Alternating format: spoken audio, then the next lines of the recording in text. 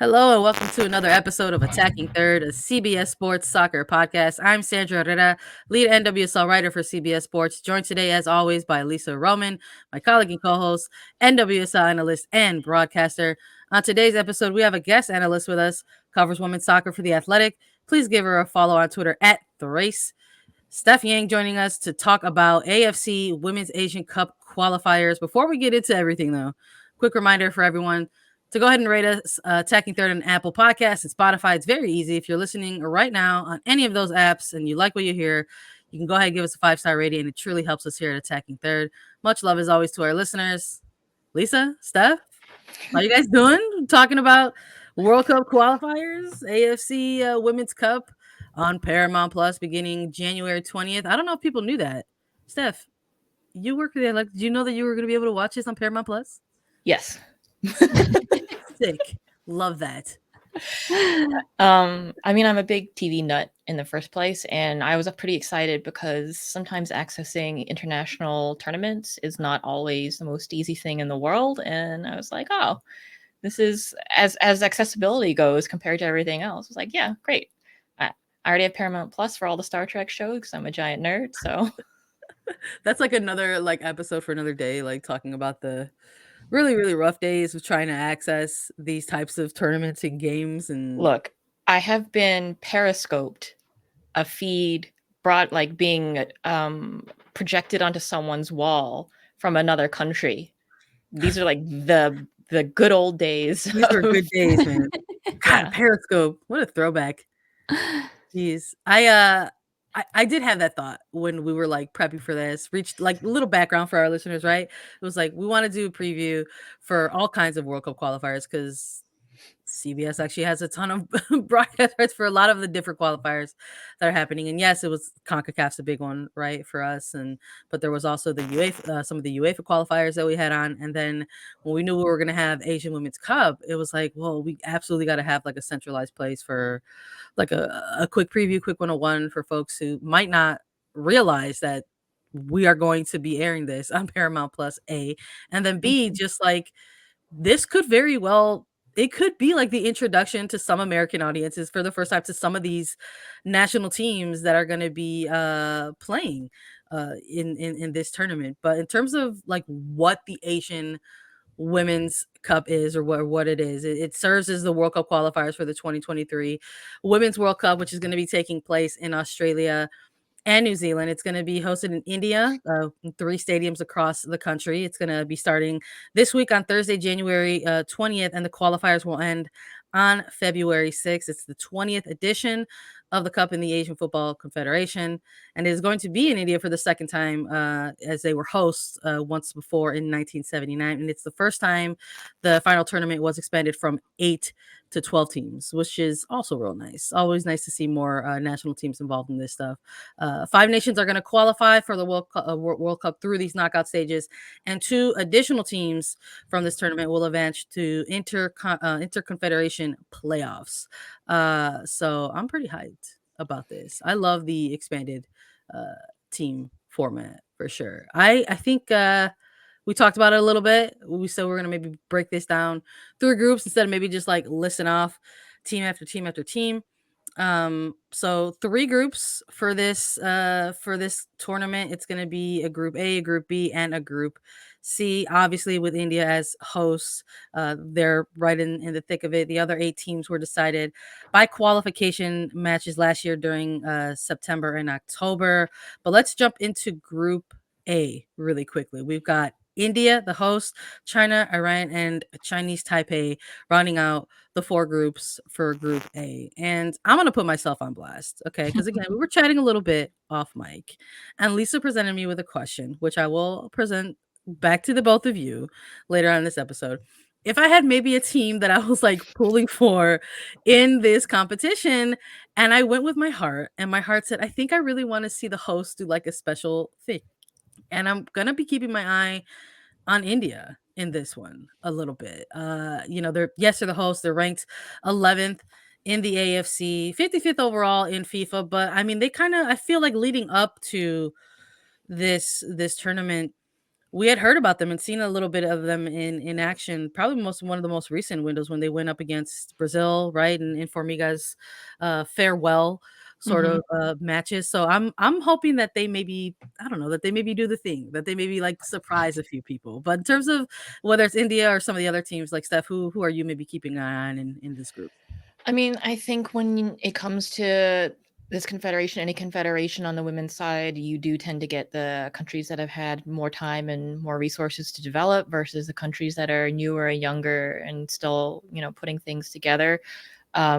I agree with you. I really want to see India do well. I think it's always good when the host country does well at a tournament because the knock on effect for their program is invaluable, right? You're at home, you're in front of home crowds, and it's kind of proof of concept of, hey, we can deliver a product if only you invest a little bit of time and energy and money into us. I have, personal favorites. I'm going to be rooting for the homeland, South Korea, Right. but I'm very interested to see what Japan does because they're in a big transition period. Obviously, Australia. Very interested in seeing what Thailand and Philippines do as well because I think these are two Southeast Asian teams that have been kind of putting those pieces together for a while and they kind of have a vision of what they want to do as opposed to being a young team that's just like let's just get in there. And Yeah. so with a little more organization, a few more resources, some more results, I think this is going to be a really valuable tournament for those two. I agree with India being someone that you need to really keep an eye on as host country of this because playing at home, yes, it's across their country in 3 different stadiums, but as you mentioned, Steph, if they can generate a lot of buzz for them in their home country, that could really benefit them. When I also look at Group A, you have to kind of keep an eye on China because ranked 19 in the FIFA rankings, they've had a lot of success in this Asian Women's Cup. They've won the title 8 times totally. And most recently in 2018, they finished third. So it's tough, especially in Group A that they have going up against India and Iran, first time making it into the Women's Cup. But this is a group that has some competition. But looking at it, though, I think India is going to give a lot of trouble to the other teams in this group and hopefully sneak out because I think that would do a lot for the country and the nation and the women's team in general. But you can't sleep on China in this sense because they've been in this position many times before and they've won it. They know how to win. They have the team now that could potentially do that. So I have to keep an eye on them when we're looking at just Group A. I'm not getting into my favorite yet, Sandra. I'll wait for that big Oh, question. don't worry. I'm not gonna let it go. I'm gonna ask it in the other two groups too. Uh, in terms of like, yeah, pointing out maybe the heavy hitter, right, in this group, and then maybe obvious pointing out the obvious, the hosts. Mhm. Would we just assume that that makes Chinese Taipei or Iran like the underdogs of this group, right? We're talking. I mean, when we're looking at Iran, it's like it's going to be their first ever Mhm. appearance in this Asian Women's Cup. They're the debutantes, right? And for the first time, I think since 2014, there was a debutante when it was Jordan back in 2014. And then for the Chinese uh, Taipei, in terms of their journey here, Steph, maybe not a ton of opposition that stands out the most in terms of these two teams. Do you think either of them maybe have a shot to make it out of the group? Chinese Taipei would be my bet. Iran, when you look at the qualification, Chinese Taipei, they had, confident wins, but no blowouts, which you don't want blowouts, right? But those can be a signal that tell you like who's organized and who's not, who's experienced, who's not. Iran, in the end, they struggled against Jordan. They had to go to penalties in order to advance out of that game. And so when you look at that, the history of their programs and, just how much time that they've been afforded to train and play, Chinese Taipei, I think, has the edge. Yeah, I would agree with you on that.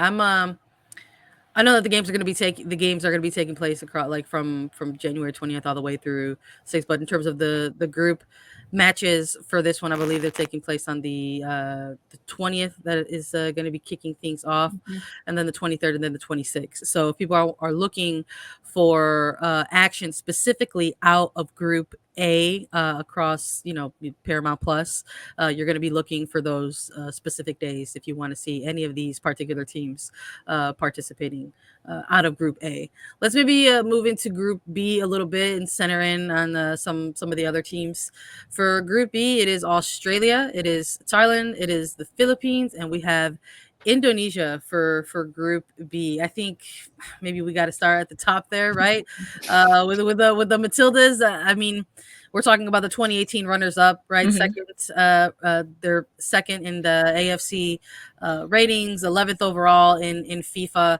I think when people are looking at this group, I think when people are looking at the group and this tournament as a whole, the Matildas are probably the squad that maybe stands out the most. Do you think they have a shot running away with this one?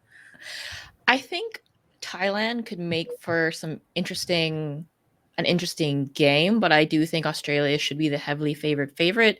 They have a massively experienced roster coming into this. Recent results haven't been they've been a mixed bag. Obviously they played some friendlies against the United States. It was a tie, and then one was like a 0-3 loss, but they had a win over Brazil in some friendlies, some mixed bag results before that in 2021. But I think they're a team where you look at the personnel on the roster, and even in those games against the United States, the a 0-3 loss, but at the same time, like, you could see that they created trouble for a U.S. side. So I think in this group, they're going to be fine.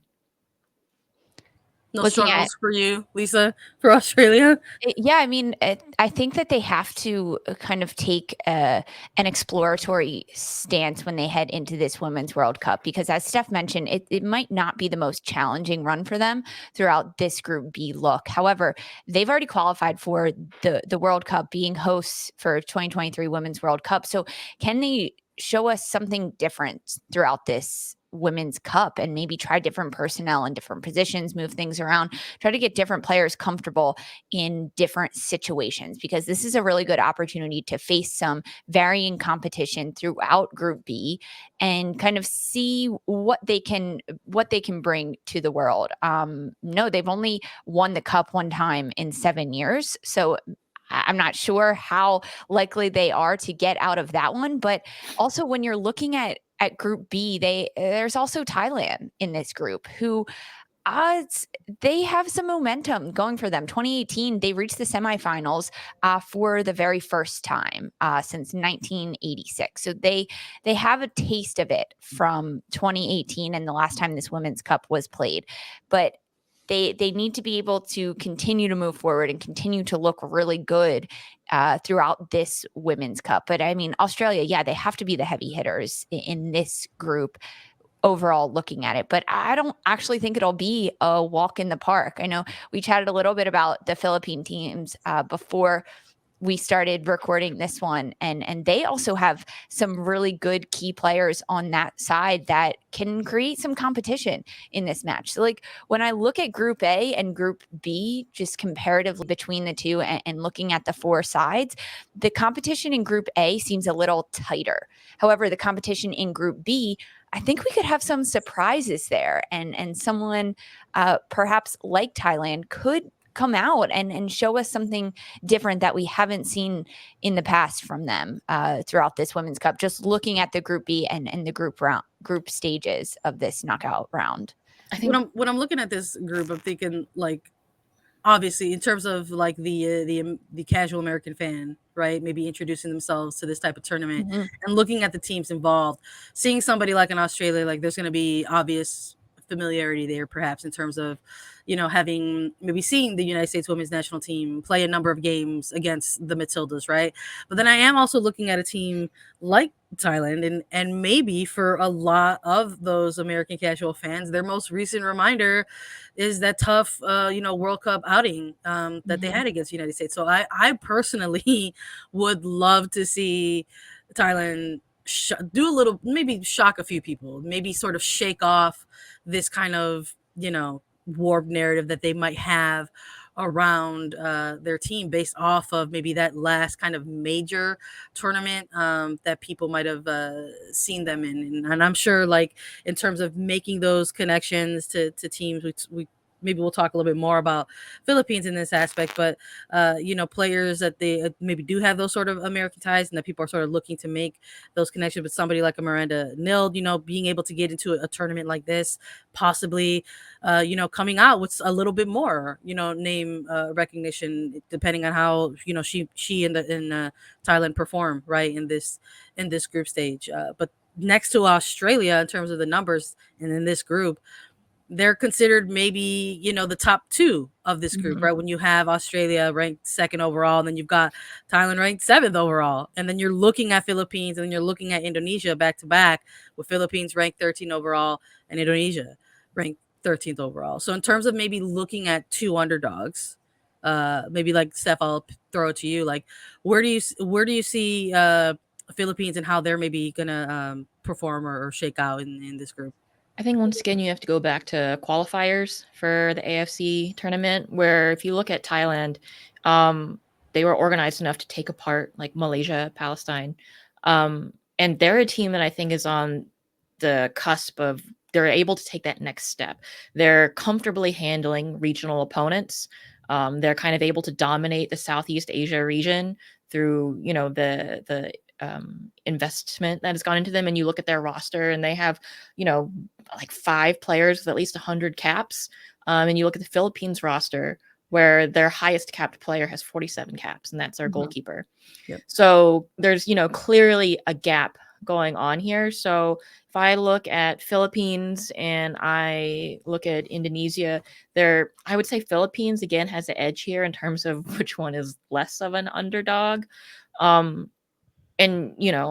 once again, people have to remember a lot of it is dependent on who, gives a hoot about these teams in their federation, who's willing to give them the funding, and are they able to gather players. When we talk about the Philippines, Lisa, we look at their roster, and we could probably do a whole show specifically about these issues, where they've heavily recruited from American universities and players who have benefited from the NCAA college system. And that's maybe where their program is right now, where they're having to go to find talent, people who've had the benefit of, training programs that they're not able to find in their home country at the moment, because the investment and the development and the mindset towards women's soccer just isn't there yet locally. Do you think that will ultimately spur on the federation and spur on the local talent in the Philippines to maybe gain some more funding and some more interest in their women's side of the program, because the Philippines are kind of outsourcing to players that have played in the American system, which honestly is a smart move at this point. If you're looking for top talent, to try to reach out to players that have played at the top amateur level in college, to kind of bring them into your system and help grow the game locally from within. Do you think that we could see that kind of develop in the Philippines over the next 10 years, let's say, if they continue to do this, and if, depending on results of the Women's Cup?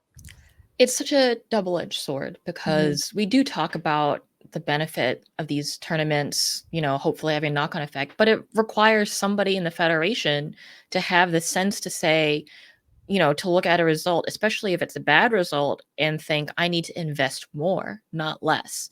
And that's that's always my worry with women's sides that have they're coming in underfunded, underprepared through no fault of their own. And then of course they get blown out with 7-0, 8-0, 9-0 scores. And that should be a signal to any federation, like, we need to do more, not less. We need to do more, and not just ignore them because, they're terrible and they'll always be terrible. So I really can't say, having not paid super close attention to, the situation with the Philippines. It's certainly my hope. And that's my hope with these tournaments, as we go through these group lists and we talk about the underdogs and the obvious standouts, which is the benefit here, I think, is not in, blowout results and underdogs just getting to be there. It's the trickle down effect, where if more teams have to be in these tournaments, that means more teams have to go to the qualifying tournaments that are regional. And I think it's been my, position recently that what benefits is more like interregional development, because these teams can then actually play in a more, teams that have more parity with them, which does them more benefit, right now, as opposed to coming to the United States to play in some friendly where they get beat, 13-0 in a game that means really nothing to either side. So yeah, that's where I think the benefit will ultimately be, not just for the Philippines, but for all the teams that qualified for this. But as we go through the list and talk about, who's the senior team and who's the underdog here, it's just something for us to, I hope that everybody keeps in mind. Yeah, absolutely. No, that's a great point. I mean, even when you're looking at these player rosters and we're looking at these sort of two teams, two final teams that we're talking about in Group B, in Indonesia and Philippines, that there are players, yes, in the Philippines roster that have that playing assistant or playing experience because they are coming from American collegiate programs. Then you look at a squad that's like Indonesia and just sort of see that the caps there are even smaller compared to maybe Mhm. like a national team like the Philippines, and that there are only maybe a handful of players in the Indonesian side that are tied to an actual club in which they can continue their development and get playing time. And then for Indonesia specifically, if we're centering in on them to sort of close out the group, um, yes, 19th in AFC, but this is sort of maybe almost like this tournament could be viewed as a bit of a reintroduction for them in terms of their program on a bigger or larger scale, perhaps, just uh, because it's going to be their first appearance in this tournament since 1989. So there's maybe a little bit of just like, hey, like there's a little bit of the reintroduction here where it's like, actually, we have a women's program. We are trying to sort of revive it, and it just sort of goes back into this sort of adjacent conversation, right, that we're having alongside going through these groups where it's just like, hey, what the support and the funding and the resources, right? In terms of this group, though, before we close it out, at least I said I'd ask you in each group, is there a team here that you're keeping an eye on, or are we holding out for Group C? I'm gonna hold out for Group All right. C, but All right. personally, Steph, we chatted about it. All these American players on the Philippines. I have a friend that plays for the Philippines, so I'll be cheering for her. Go Riley Bouguet. This is the shout out portion of The the show. shout out portion, of course, we got to plug like the articles. We got to plug this. I just got to plug my friends that play. That's about it. There you go. So I'll be watching them honestly just for her, but I'm holding out on my favorite to win this one for Group C. I mean, honestly, group of death, but we'll get there. All right. Well, you know what? That's called a transition. Let's get let's get into it. We're gonna take a look at Group C to sort of close out the preview for everyone. We've got Japan, South Korea, Vietnam, and Myanmar in this one. I mean, I think just running down the order of the teams that we just went through when we're talking about maybe breaking things down. Heavy hitters in this one, maybe the underdogs in this one. If we're going with the heavy hitters first, I think we're looking at Japan and South Korea. I think for breaking down these two teams, I think maybe I'll start with Japan with you, Lisa, and then go South Korea with you, Steph.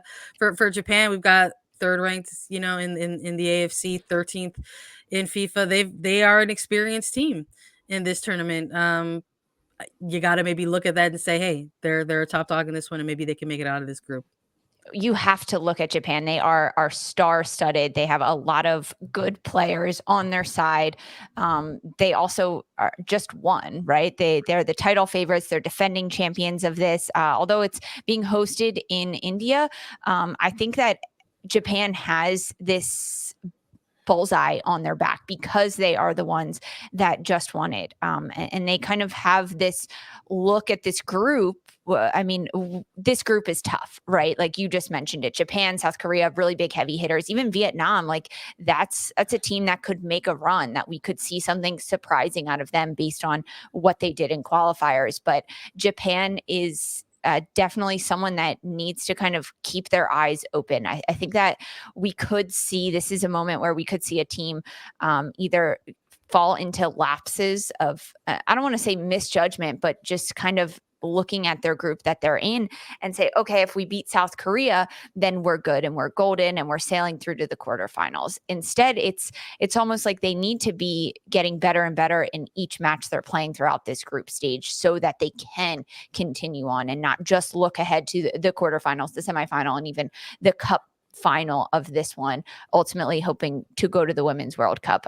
Definitely, I mean, defending champions. So that's the biggest thing in it. But South Korea, they're going to put up a really big battle. I would almost argue that South Korea might be the favorite in this group just based on what I am personally looking at. Of course, not how the rankings turned out, but Steph, I mean, for you, looking at especially the differences between Japan and South Korea. For South Korea, for you, are they perhaps like the heavy hitter over Japan?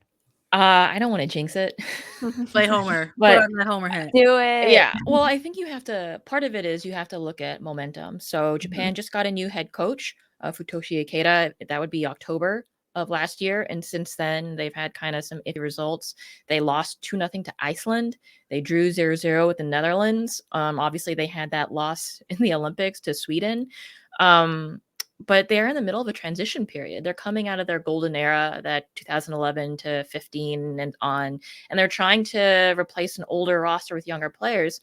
And when we look at that 0-0 draw against Netherlands, we actually see it was a lot of younger players, and there were maybe like 2 vets out there on the field. We had, obviously a center back in there to kind of keep things to like keep everybody calm, and then somebody else on the field, and the rest was just kind of younger, more inexperienced kids. And so, a 0-0 draw against Netherlands with a lot of kids and not many vets, you're like, okay, you can kind of see what's going on here. They're trying to create a squad that can perform, in crucial tournament stages. Whereas opposed you look at South Korea, if you watch their games against the United States, yes, one was a 6-0 loss, but I would rather look at the 0-0 tie against the United States where they really Mhm. held out. I think their head coach, Colin Bell, has been doing some good work with Korea and getting them to stay defensively organized. In the next game, with a 6-0 loss, you could see it just the exhaustion set in. Once again, the Americans, if you can't outplay them, then just outrun them. And that's a little bit of what happened. But again, with Korea, they were also relying a little too heavily. They had one player I felt doing a lot of the lifting. That was Cho So-hyun, who's a veteran of the team, but she's also like 33 years old. And against the United States, she was having to do a lot of like running back and forth. She was covering a lot of ground, desperately trying to get Korea A in control of the ball and B transitioning forward. And just, you can't just, of course they have Ji So-yeon, but they were relying on Cho so heavily that if it happens again in this tournament, that was just 2 friendlies against the Yeah. United States. This is a Mhm. tournament. And so if that happens again, they're going to burn out fast.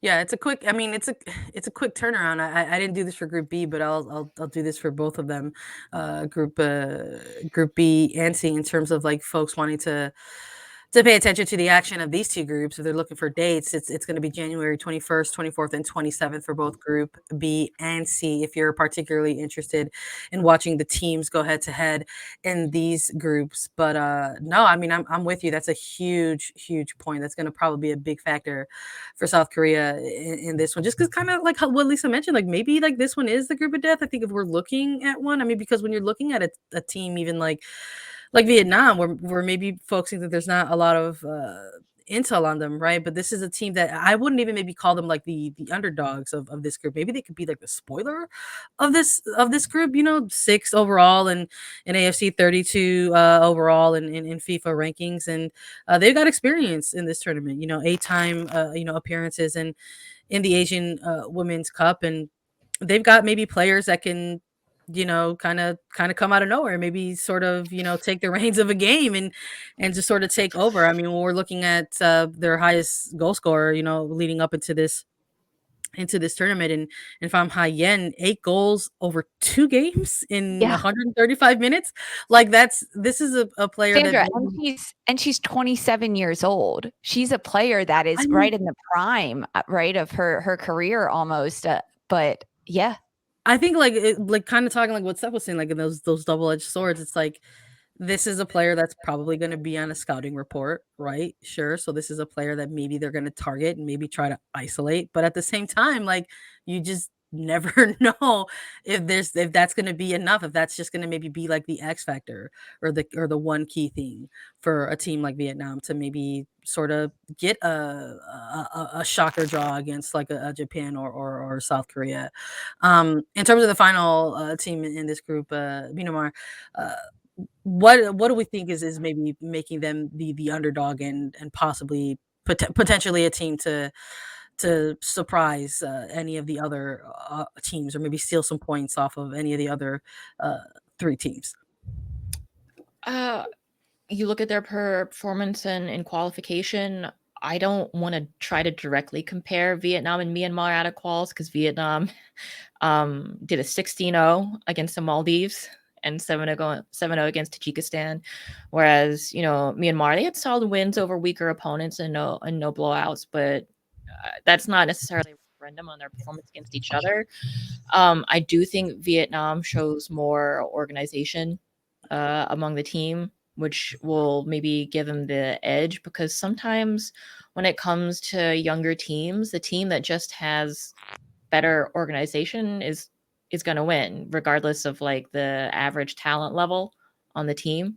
Um, I I mean, I have to admit, I have not seen Myanmar actually play, so I can't comment on the actual skill level here, which kind of sucks, right? You would love to have Mhm. international women's soccer be accessible enough that you can watch those like 3 a.m. Yeah. games where you're like, oh yeah, let me put on the Myanmar game and just like casually, right? Um, but yeah, I just based on things like experience and qualification and the information that we have, yeah, I would edge Vietnam here over Myanmar, just because the average experience on Vietnam's roster compared to Myanmar, they do have experienced players, but the experience drops off pretty sharply after you have like a starting 11. For Yep, me, I think it's I was gonna Vietnam is say my my bad. We keep talking over. My fault. That's I just am so excited. I'm gonna say that like that's a thing that maybe we hadn't gotten into too much in some of the groups is that like depth is probably gonna come into play and a huge factor, especially once they get into those knockout rounds. Go ahead, Lisa. Yeah, for me, Vietnam is almost my underdog favorite, if I can use such an oxymoron as that, because they are a bit of an underdog in that sense, is not ranked super high in any of the rankings that they have, 32 in FIFA. But they are someone and a team that does have a lot of organization stuff, as you mentioned, and they can score a lot of goals 16-0, 7-0. They have a lot of good goal scorers. But when you look at the other side of those score lines, they conceded 0. And now, again, the competition that they're facing against may not have been the best test for them in the qualifiers, but still to have the organization to score so many goals. And once you get past a certain goal scoring point, you almost let up and you open up lots of gaps and holes because players are making decisions to get goal scoring opportunities and to just move forward down the field, which can open up holes defensively in your organization. But to hold both of those teams scoreless in their qualifying matches, I think that says a lot about the defensive abilities of this team. So although they can score goals, they can also prevent them from getting in. I'm going with the Golden Star girls because I like Vietnam in this one. I like All right. I like that they can do. And I think going up against teams like Japan, who could pose a big threat to them, and South Korea, of course, could, I think that Vietnam could surprise a lot of people. So I'm putting my hat on Vietnam because I want to see them go far. I want to see them do well. Well, as ever, the teams that sometimes play spoiler in these groups, it's not through shock wins, it's Mhm. through goal differential. Yeah. And that's always a tactical question, right? Are we gonna turtle up? Are we gonna park the bus and then try to carefully look for our couple of chances on the break here? Or are we just gonna, go for it and try to stick to our attacking principles, stuff like that? And I think when you look at Japan and South Korea's performances, both of them are teams that at times have had issues trying to problem solve, especially when you look at South Korea and the problems they had trying to figure out how to break down the United States.